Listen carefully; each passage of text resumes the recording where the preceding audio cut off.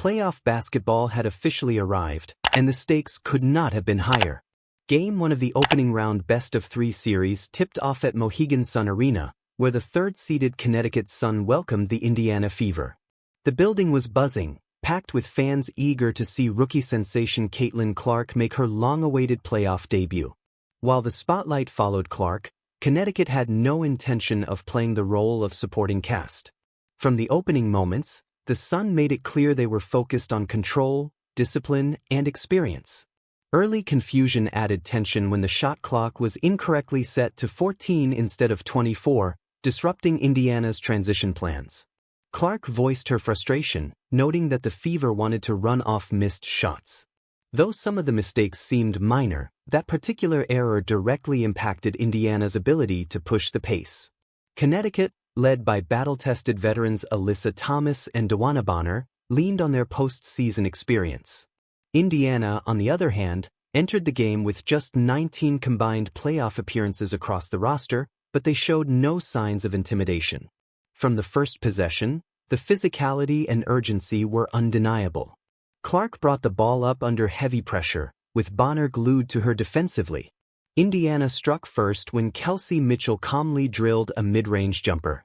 The teams were familiar with each other, having met 4 times in the regular season, and Connecticut responded quickly as Bonner buried a corner 3. Clark later received a similar look from deep, but her shot missed, allowing the Sun to keep their foot on the gas. Connecticut's transition attack fueled the night's first major officiating controversy. After a rebound scramble, a late whistle resulted in a foul being called on Aaliyah Boston, despite her having no involvement in the play. Indiana's bench erupted in disbelief, and head coach Christy Sides was visibly furious. The Fever immediately challenged the call, and upon review, the officials reversed the decision, instead assigning the foul to Nalissa Smith. While the correction was made, Indiana had already lost a crucial challenge early in the game. Just moments later, the frustration deepened. Dejanay Carrington made contact with Clark's face during a loose ball sequence, sending Clark to the floor clutching her eye. There was no whistle. As Clark remained down, clearly shaken and in pain, Connecticut pushed the ball and scored with ease. The lack of a call stunned the crowd and Indiana's players, as it was evident Clark had been poked in the eye. From that moment on, Clark was visibly affected, blinking frequently and struggling with her vision. Connecticut stayed steady, capitalizing on Indiana's disruption and continuing to score efficiently. Indiana leaned heavily on Aaliyah Boston, who provided timely scoring and anchored the defense. The Fever showed flashes of resilience, particularly on the defensive end, turning the paint into a no-fly zone. Nalissa Smith came up with a strong stop, denying Alyssa Thomas at the rim. However, officiating issues continued to plague Indiana, and Dawana Bonner seized the momentum, knocking down her third three-pointer of the quarter. Boston answered with confidence, finding her touch and keeping Indiana competitive. Unfortunately for the Fever, their offensive rhythm never fully settled. Mitchell and other shooters missed open looks, and even quality possessions failed to produce points. Lexi Hull managed to draw a foul on a three-point attempt, offering Indiana a brief opportunity to slow the bleeding. Connecticut faced a setback when Tyasha Harris took a hard fall and had to be helped off the floor, an injury that appeared serious enough to threaten the remainder of her postseason. Despite losing a starter, the Sun remained composed, continuing to dominate in transition and execute with precision. Indiana struggled to create separation, often relying on individual efforts rather than fluid ball movement. It felt as though the Fever were grinding for every basket while Connecticut scored with far less resistance. Still, the atmosphere began to shift. Caitlin Clark refused to fade, attacking the rim and finishing through contact on a tough drive. The officials finally began to allow Indiana more freedom, giving them a fairer whistle. Even so, Clark's vision was clearly not fully restored. Another disputed out-of-bounds call went against Indiana, leading to a technical foul on Coach Sides as frustrations boiled over. Shots continued to rim out for the Fever, even on second-chance opportunities, though Connecticut also experienced a cold stretch from beyond the arc. Recognizing the need to adapt, Clark attacked closer to the basket, drawing contact and earning trips to the free throw line. When Damaris Dantas entered the game, Indiana finally gained an offensive spark. Dantas immediately connected on a three-pointer, adding pace and spacing to the offense. Despite that late surge, Connecticut closed the first quarter with a 23-20 lead, having weathered Indiana's push while maintaining control. As the second quarter opened with Dantas still on the floor, the Fever showed renewed energy, particularly on the defensive glass. Dantas continued her strong play, scoring 8 points in under 2 minutes and providing Indiana with a much-needed offensive boost as they searched for momentum in a hostile playoff environment. The Fever desperately needed a spark, but Kelsey Mitchell struggled to get calls in her favor, the referees seemingly swallowing their whistles as she absorbed contact on a jumper. On the very next possession, the Suns drew an and-one on a similar play, highlighting the frustrating inconsistency. It was evident that Indiana would have to battle not only the Suns' talent but also the officiating. Off to the races came Tyrese Wheeler, twisting and turning through traffic before drawing a foul call. Despite the questionable calls piling up, the Fever refused to lose focus. They stayed locked in, competing on both ends of the floor and refusing to let momentum swings dictate the game. Still, one issue lingered: scoring. Aaliyah Boston found space beyond the arc, knocking down a three-pointer, while Clark remained 0-for-4 from deep. With Connecticut pressing the pace, the Fever needed Caitlin to regain her rhythm. Fortunately, help arrived. Lexi Hull navigated around a Boston screen and dropped a smooth leaner, keeping Indiana alive.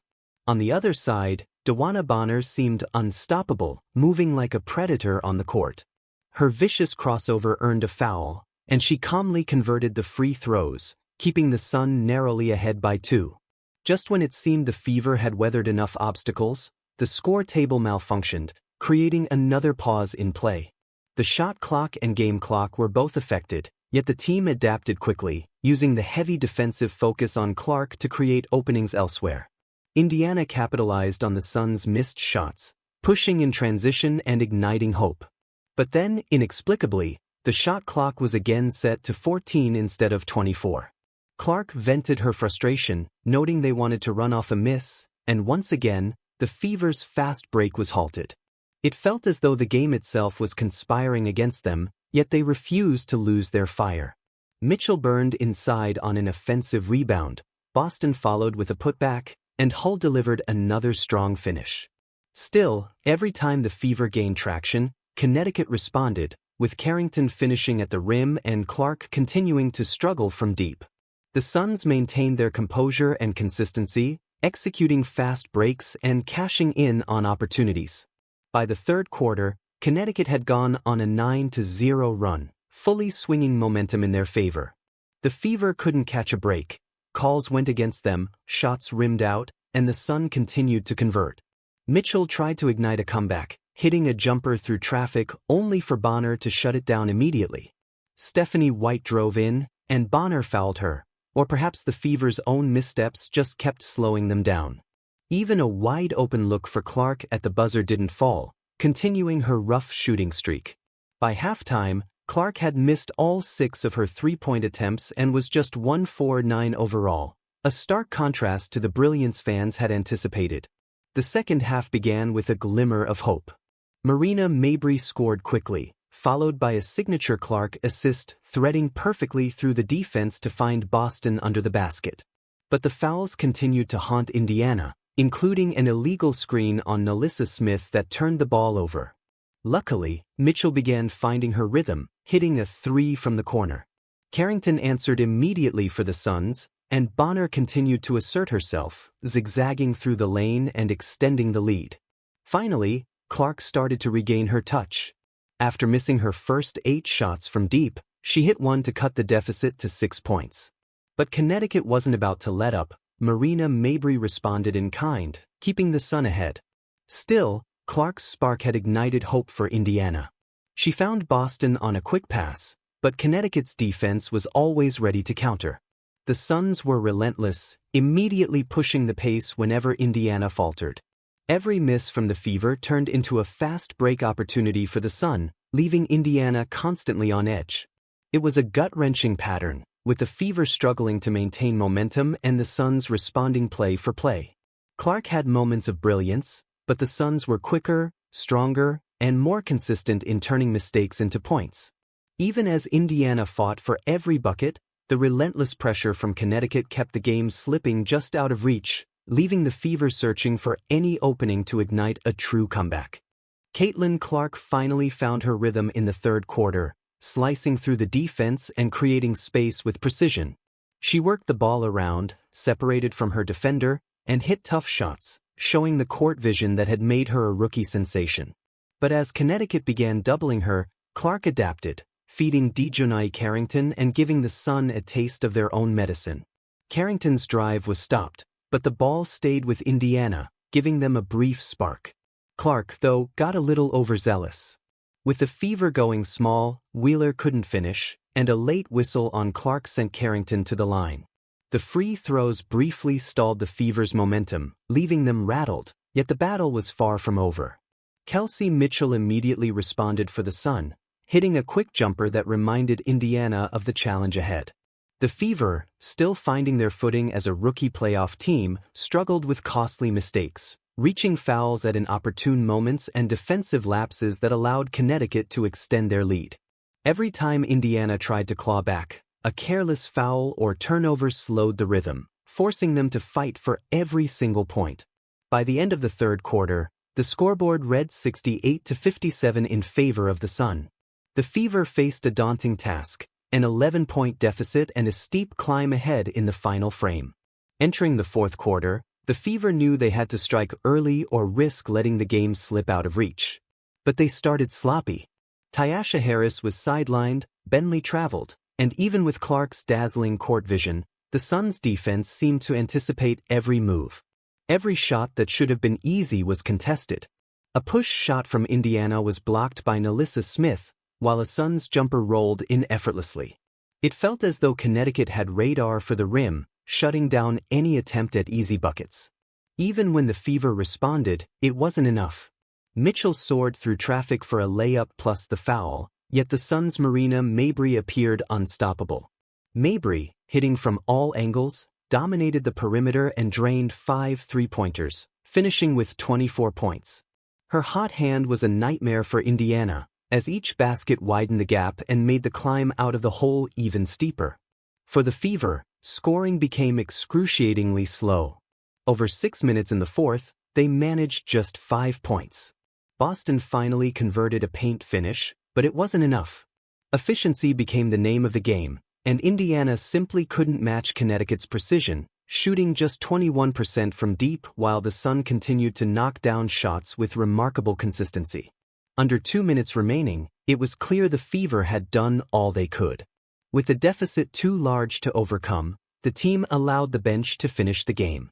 The match ended with the Sun pulling away, their ability to capitalize in the clutch making the difference.